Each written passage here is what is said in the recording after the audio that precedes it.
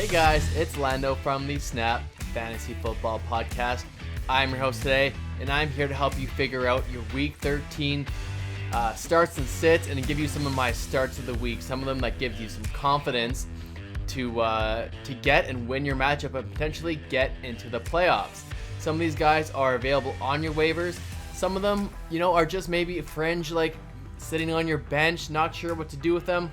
And this is a big one, guys. So we have Tampa Bay and Carolina on bye this week, so maybe you're missing out on some Buccaneers, Tom Brady. Maybe you don't have a running back. You're rolling with Mike Davis for a while. We just found out that Jonnu Smith is out this week, so you need a replacement tight end. I will start at the quarterback position. I'll give you a couple that I have confidence in starting this week if you're missing a guy, or you're worried about a Cam Newton or Mitch Trubisky or Jared Goff or Matt Ryan, Baker Mayfield, guys that really aren't auto lock starts. My two starts of the week are going to be Ryan Tannehill versus Cleveland. It's a great over-under game. I think there's a chance. Even with Jonnu out, I think Ferkser is going to be a very viable start. A.J. Brown's a great play. This should be a good game script to start Tannehill. I also have confidence in Kirk Cousins. The Vikings defense has gotten better, but Jacksonville should be able to score on them. We have DJ Chark back in the lineup, so that should let Kirk Cousins to score and throw the football. It should be a good game, and I have confidence in Kirk Cousins. So those are two good options that I like at the quarterback position. My running back starts the week.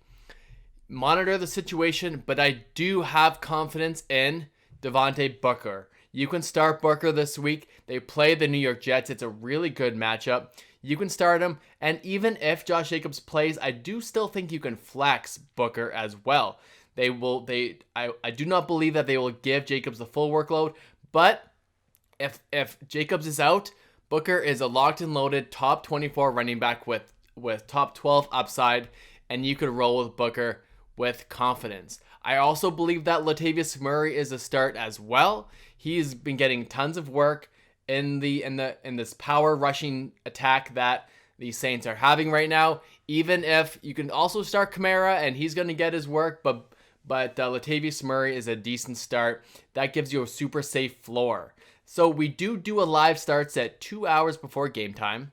So we will have the most up-to-date rankings, up-to-date weather reports, injury reports, all of that. And we will help you analyze your squad, specifically your team. If you are projected to win a matchup, projected to lose a matchup, that does have a difference on who to go with. You can go with a high upside play, a guy with a low floor that might be able to bust off a big run or reception, versus a guy that gets targets, guaranteed targets, receptions, doesn't maybe have the highest touchdown upside, but will give you a safe floor for PPR leagues, etc. Another guy I do have confidence in is Wayne Gallman, the running back for the New York Giants. Seattle's defense is not great, but he has been getting into the end zone, getting a lot of attempts. He seems to be a very viable running back for the Giants, and Seattle has been giving up a ton to the running back position. Wayne Gallman, have confidence in him going forward.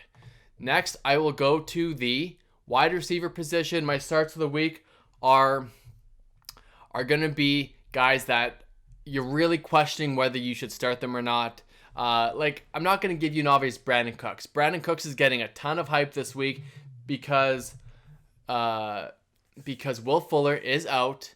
So I'm not going to talk about Brandon Cooks, but I will talk about Corey Davis. I'm going to stack him with my Ryan Tannehill lineup. Corey Davis is going to be a really good start against Cleveland.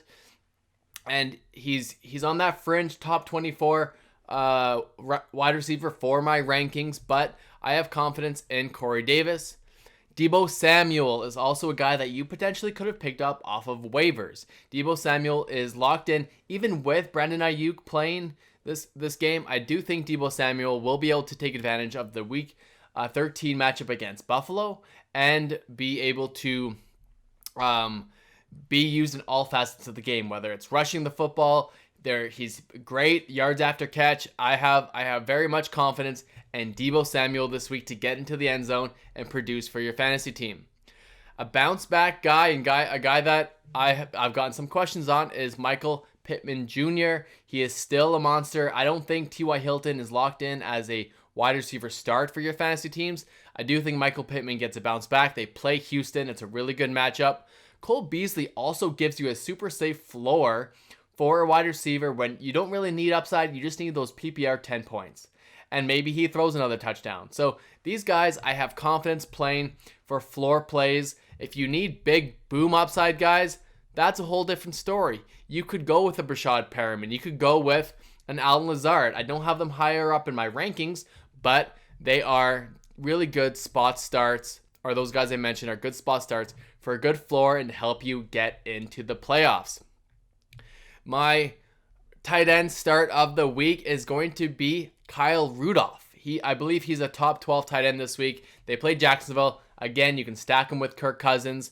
It doesn't look like Irv Smith Jr. is going to play. So with Irv Smith out, Kyle Rudolph has seen a lot of targets. He saw, I believe, 8 targets this past week.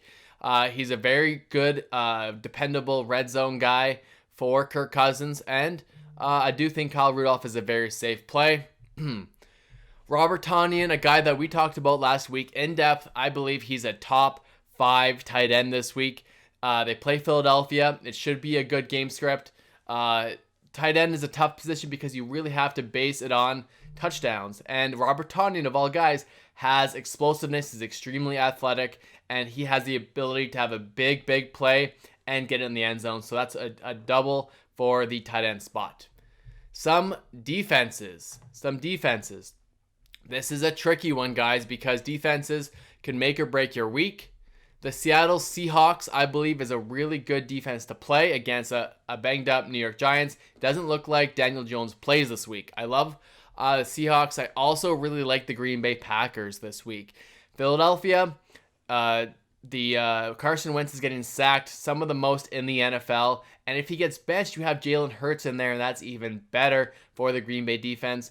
Green Bay's been a underrated team, or Team DST this year, and I think Green Bay's a great start. If you're fringy and you're not really sure what to do, maybe Indianapolis Colts were benched this past week. They play Houston. Not a great matchup, but Deshaun Watson does throw interceptions, and there's a chance that you can go with the Indianapolis Colts. They still have a great defense. It's good. You're hoping for turnovers, interceptions, and sacks. So the matchup between the D-line of the Colts and the O-line for the Houston is very positive. I think if you need a really flyer defense and they were dropped, you should add the Indianapolis Colts. Thanks so much for tuning in, guys. Make sure you give this video a like if you like the content. Make sure you subscribe to the channel. And we are going live Sunday 2 hours before game time to get you ready for your Week 13 matchups. Good luck this week and good luck in the playoffs.